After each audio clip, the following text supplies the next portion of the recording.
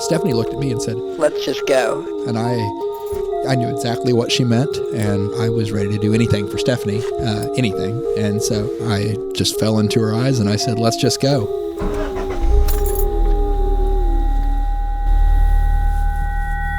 This episode of Here Be Monsters is brought to you by Squarespace, the all-in-one platform that makes it fast and easy to create your own website, portfolio, and online store.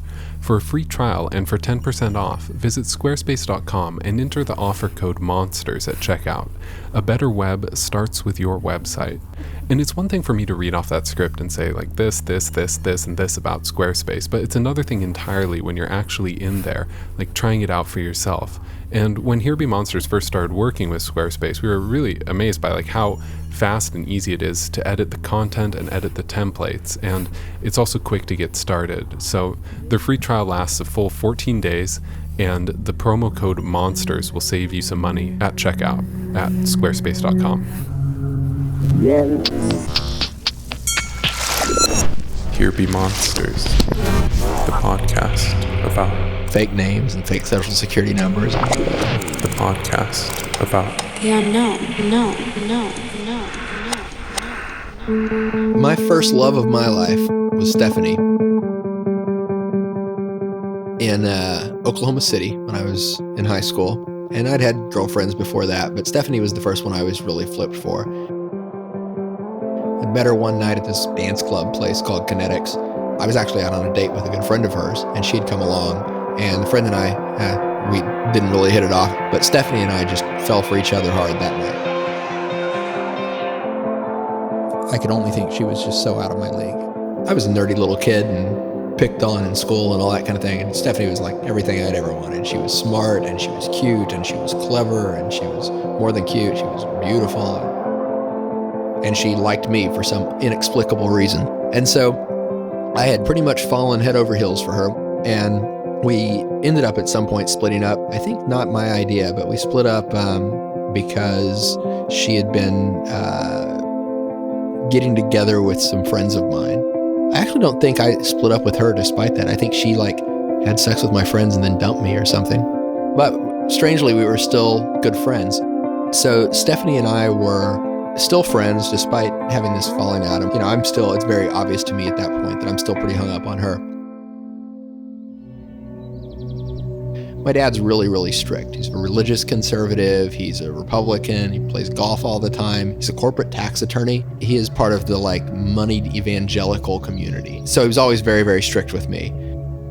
Stephanie is 16, lives with her mom, who's also very strict, but in a different kind of way than my dad. She's kind of Joan Crawford-y, scary strict. My senior year, I'd quit living with my dad in Edmond, Oklahoma, and I'd moved in with my mom in Moore, Oklahoma. And could kind of do anything, didn't really have any rules or anything. So I got my own apartment. And my dad thought I was still living with my mom and Moore, but in fact I was living in this apartment in Oklahoma City with this guy named David. One evening, Stephanie comes over, she's hanging out at the apartment pretty late, maybe midnight, and David drives her home. And I go to bed. Well, about 15 minutes later, I get a phone call, and it's Stephanie, and she's totally freaking out.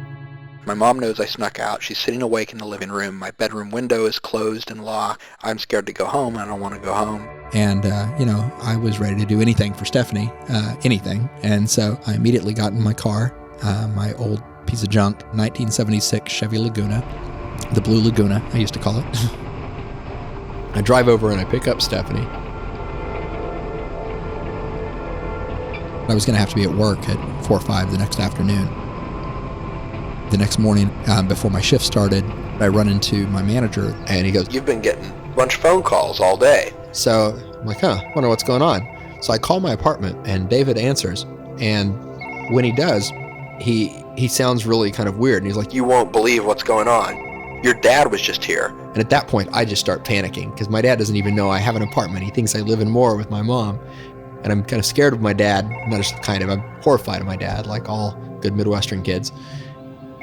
Then he says, and the police have been here, and Stephanie's mom has been here, and she hired this private investigator who she has told he should break your arms if, you're found or something.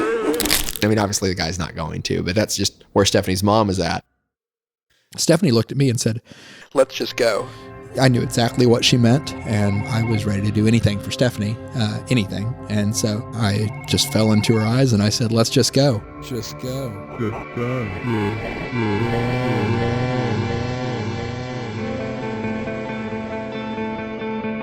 So we quickly make this plan to head towards Portland. I had a cousin who lived in Portland when I was a little kid, so I'd been there once or twice before.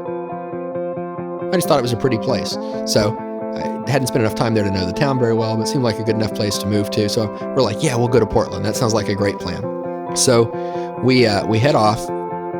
As we're leaving town in Oklahoma, as we're leaving Oklahoma City, we call my friend Shane and we ask him to bring us some clothing on the road. And we're really sneaky about it. We just say, get on I-40 and start going west and, we'll stop you. So we basically hid behind a billboard, wait till we see his car go by. Then we followed him and flashed our lights to get him to pull over. And he brought us one tape. I had this terrible cassette deck that I had installed myself. And I think I had even installed it wrong, maybe didn't ground it or something, because whenever you stepped on the gas, there was this high-pitched whine that would increase. So for the remainder of the story, you have to put The Cure, Standing on a Beach, the singles as the soundtrack to all of this, because we listened to it over and over because that's the music that we had.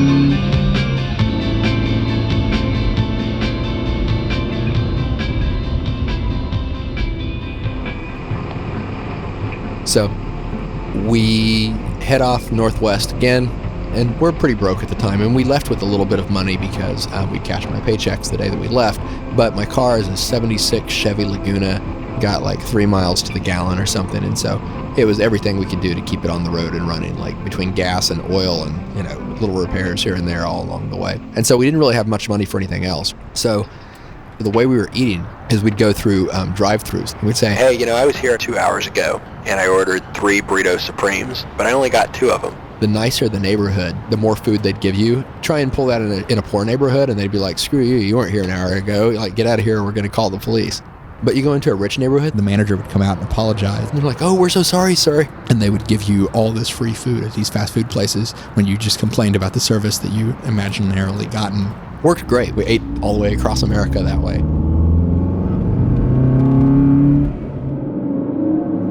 Get as far as Denver, and while we're in Denver, we're in a grocery store there, and we get caught shoplifting, and fairly minor shoplifting. As I recall, we were taking deodorant and Tylenol and toothpaste and condoms. Oh, the condoms. We were together again now. After, starting to take off and running across the country this way, we were only about a day and a half out at this point, but it doesn't take long as being fugitives from the law to get into that Bonnie and Clyde romantic space. And so we're together again now. So I'm happy because yay, Stephanie's my girlfriend again. And we were in love having an adventure running across the country. But we get arrested in Denver. We wait for the police to come. They've got us in the back room at the grocery store that we get arrested in. They left us in this room together with no one else for a while, an hour or two while the police came. And so we made up this elaborate story. We made up fake names and fake social security numbers.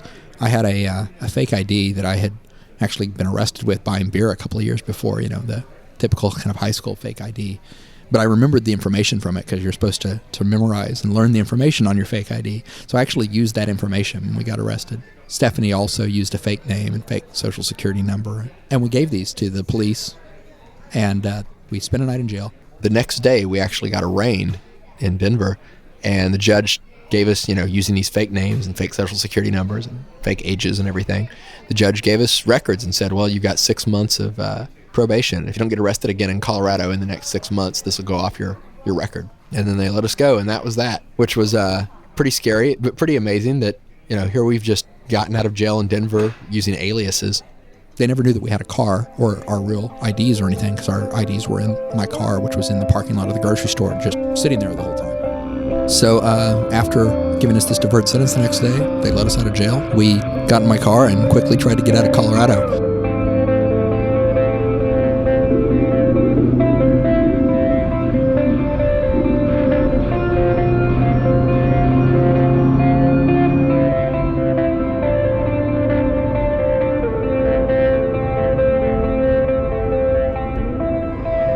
So we head out again. We have some car trouble that was more expensive and a bigger deal of car trouble. And that was the last bit of money, essentially, that we had. It becomes clear that we're not going to have enough money. There's just no way we're going to make it to Portland. As we were approaching the border to Idaho, going north, about to head west, Stephanie says, well, I have this friend who lives in Boise, Idaho. Let's give him a call and see if we can stay there for, at least long enough to earn a little money or something and get ourselves on to Portland. So she calls up this friend of hers who she apparently went to kindergarten with and hasn't talked to in years. And not only does he remember her and everything, but here's the crazy part.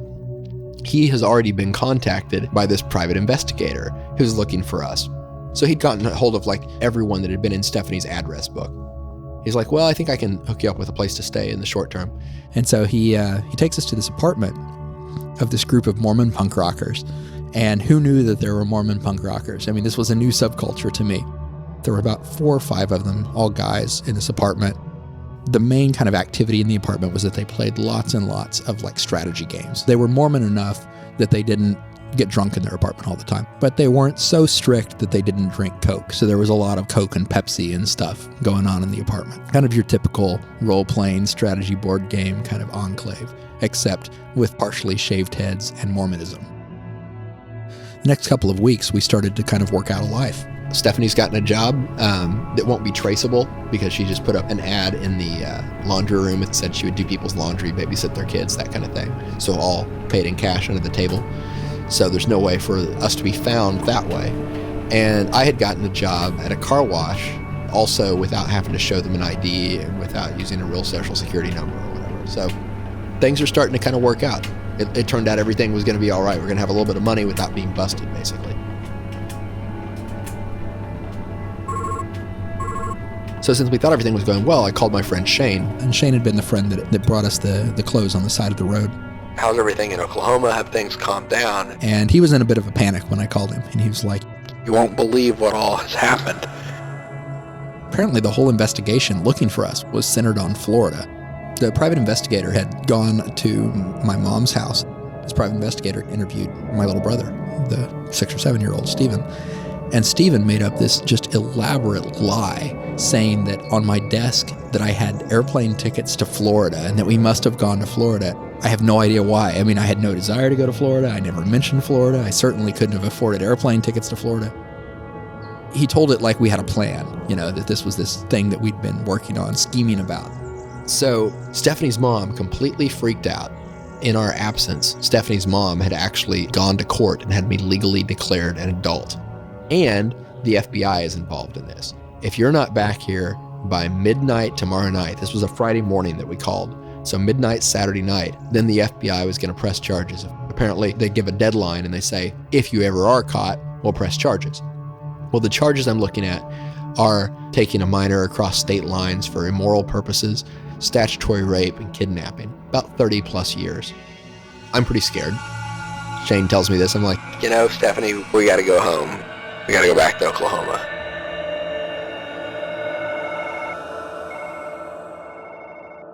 So I make the hardest phone call I've ever made in my life. I call my dad and tell him the story and where we're at. And he says he'll buy us plane tickets back to Oklahoma. We had kind of our last day and night in Boise. We had already had plans for that Friday evening, which we went ahead and followed through with and went ahead and did, which was we went into some guy's house whose parents were out of town and played laser tag in his big house all evening. Big, mansion of a house, like laser tag through all the halls and stuff. That was our big last hurrah. Next day, we, got up and packed up and we got on an airplane from Boise, flew back to Oklahoma City. And of course, the whole way on the airplane, it's, I love you, I'll always love you. And we're completely 110% back together at this point, and we're always going to be in love with each other, and they'll never take us apart. And turns out, it didn't quite work out that way. Got back to Oklahoma. And our parents met us at the airport, and my dad was surprisingly cool. It was kind of the beginning of a better relationship between he and I. He treated me as an adult who had made a mistake rather than as a kid he could control.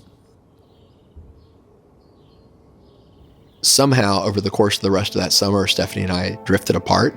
We never had a fight. We never agreed to break up or anything like that. We weren't sort of punished and told we could never speak to each other again. We just kind of drifted apart. Within a couple weeks of college, I'd met someone else and fallen for somebody else and went off to start another relationship. Stephanie, likewise, had met someone else and gone off on her own separate way. And we kind of just lost contact with each other.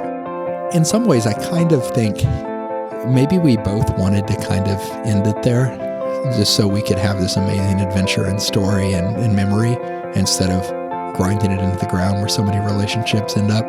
I ran into her again 3 or 4 years later. She was married and had a kid and had grown up a lot, and that was the last I saw of her. Even now, it's interesting, but thinking back about it,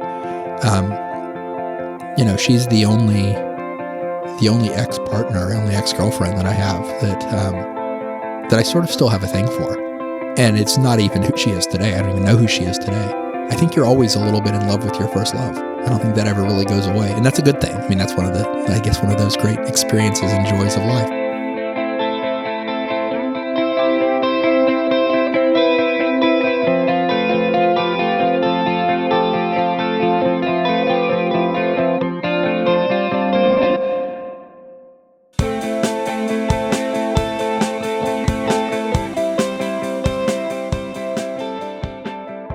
Today's show was recorded by Alex Keim. He's a writer and an audio engineer living in Chicago.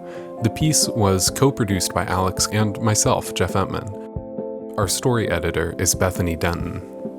The former fugitive who you heard from, David, now lives in Washington State with his wife and daughter. Today, David teaches sociology at a local community college and tends to a garden and pretends to know what he's talking about when it comes to fancy whiskey. He was also an original member of Seattle's most controversial marching band. It was called the Infernal Noise Brigade. And you can find this really crazy video of them marching at the WTO riots back in 1999 over at our website. That's hbmpodcast.com. There, you'll also find photo galleries and the entire podcast archive and this giant list of ways to listen to the show. That's all at hbmpodcast.com. Most of the music that you heard on today's show was an original composition by Justin Laforte. You also heard a track from Lucky Dragons. Okay, listen to the show with something that will make you smile. I want to play for you something. A while back, we solicited short shout-outs from Here Be Monsters beta testers. These were people who helped get the new podcast website ready. And I'm just going to speak for myself on this one here, but this is one of the best things I've ever heard. So brace yourself. Hi, this is Danielle and Robin Lee from Madison, Wisconsin, and we wrote you a little ditty. Here be monsters, here be monsters, here be monsters.